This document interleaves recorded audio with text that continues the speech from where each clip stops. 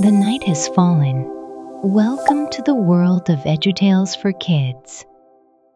Tonight, a very special star will visit you to listen to your feelings and gently soothe your heart with magical stories.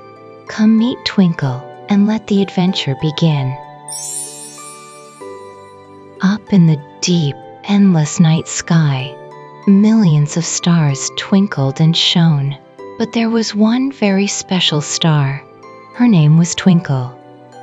She wasn't the biggest or the brightest, but she had a magical gift.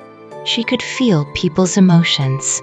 Every night, when the world drifted off to sleep, Twinkle quietly slid down from the Milky Way, bringing with her a soft, glowing light of understanding. Tonight, Twinkle visited a little girl named Molly. Molly was curled up in bed, eyes wide open, staring at the ceiling. Twinkle gently tapped on the window, and a soft glow spread through the room. "Molly," Twinkle whispered, "how are you feeling tonight?" Molly sat up and murmured, "I feel a little sad. My best friend at school didn't want to play with me today." Twinkle nodded, and her glow softened like a warm hug. "I understand. Let me tell you a story. Once upon a time, there was a little kite named Flynn. Flynn loved soaring high, high up in the sky to see the whole world below. But one day, a strong gust of wind pulled Flynn away from the boy who held her. She flew far, far away and didn't know how to get back.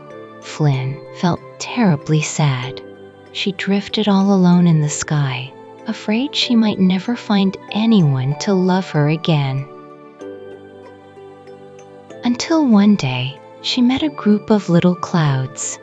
"You can fly with us," they said cheerfully. "We like you." Flynn blinked. "But I'm just a kite, not a cloud." The clouds laughed. "We don't mind. We like your colors and the whooshing sound you make."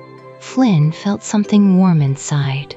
Even though she wasn't with the boy anymore, her new friends helped her feel happy again.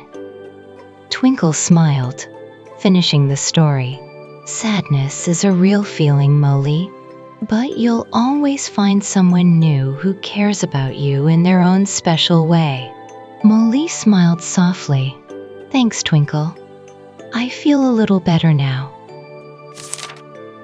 Then Twinkle flew over to visit Oliver.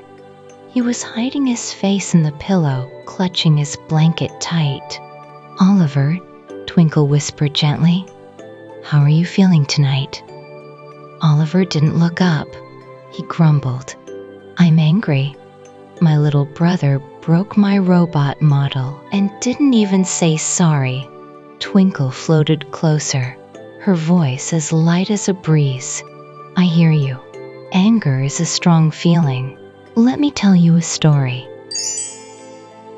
Once upon a time, there was a little mountain named Poom. But Poom wasn't just any mountain. He was a volcano. Whenever Poom got angry, he puffed smoke and rumbled loudly. Birds flew away and flowers wilted. Poom didn't want to hurt anyone, but he didn't know how to keep his anger inside. One day, the gentle wind came by. She taught Poom how to breathe slowly and count to 10 whenever he got upset. Little by little, Poom stopped erupting. He learned to say, "I'm angry and I need to calm down." Twinkle smiled. "Anger is okay too, but you can learn how to keep it from hurting others, just like Poom did." Oliver looked up. "So, I should count to 10 when I'm mad, Twinkle?" "Exactly," Twinkle giggled. Her shimmering light danced across the walls like tiny, kind sparks as she gently said goodbye. Next, Twinkle floated into Emily's room. Emily sat at her desk, chin resting on her hands, sighing deeply. "Emily, how are you feeling tonight?" Twinkle asked. I feel bored, Emily said. Every day is the same. Study, eat, sleep. Nothing fun ever happens. Twinkle tilted her head. Boredom is a feeling worth listening to. Want to hear a story? There was once a little clock named Talk who lived in an old room. Every day, Talk went tick-tock, tick-tock. Day in, day out. Talk thought he was the most boring thing in the world. No colors, no sparkle, just the same sound over and over. One day, the boy in the house paused and said, Thanks to you, Talk. I know when it's time to play, time to eat, and time to sleep. Suddenly, Talk understood. Even the most boring things can help the whole world run smoothly. Twinkle looked at Emily. Being bored isn't bad. Sometimes it's your heart asking for a breath or a new idea. Emily smiled. Maybe tomorrow, I'll draw a new daily schedule to make it less boring. Twinkle sparkled in delight and wished Emily a sweet goodnight. In the next room, Twinkle found Noah tossing and turning in bed, frowning.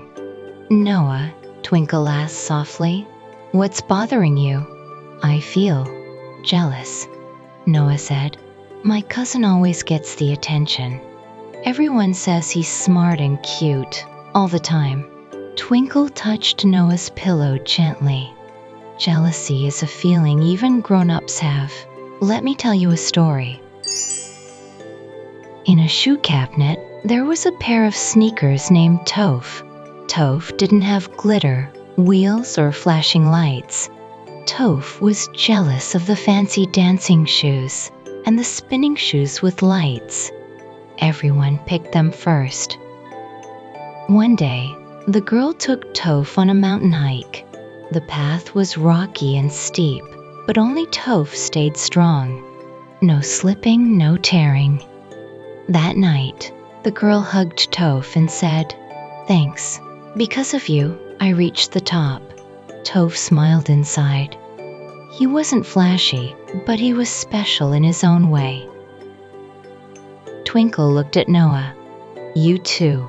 You don't have to be like anyone else to be loved. Noah smiled and slowly drifted off to peaceful sleep.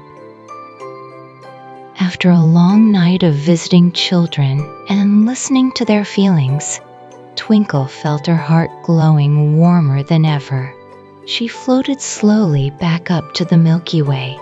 The sky was still deep and wide, but now the stars twinkled like they were smiling with her, sparkling in the rhythm of sleepy hearts. Good night, little one.